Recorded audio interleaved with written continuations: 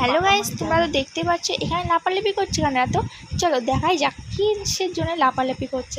আমার বোন কিন্তু এখানে কিন্তু লেবু পাচ্ছিল, কিন্তু হাতই পাচ্ছিল না, কিন্তু অনেক লেবু কিন্তু নিচেই রয়েছিল।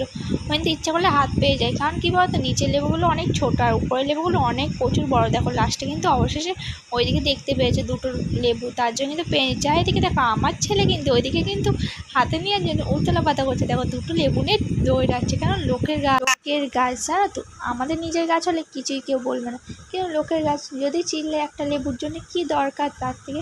আর জানো তো গাছে কোনো একটা পাড়া কিংবা কোনো একটা নেওয়া খুব ভালো লাগে আমার, সত্যি বলতে। আমি কিন্তু একদম কাউকে ভয় পাই না।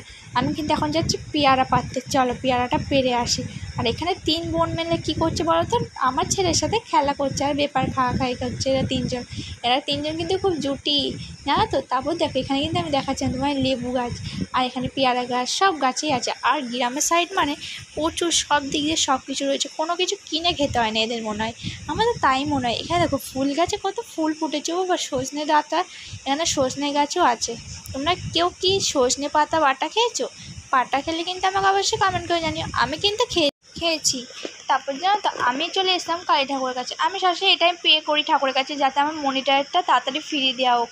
তোমরা সবাই পে করো যাতে আমার মনিটারটা আবার আগের মতো হয়ে যাক। তোমরা কি দেখতে চাও আমাকে প্রীতি ব্লগকে আগের মতো দেখতে চাইলে প্লিজ কমেন্ট করো, ঠাকুর কাছে পে করো। ভাবে ভিডিওটা এখানে শেষ করছি।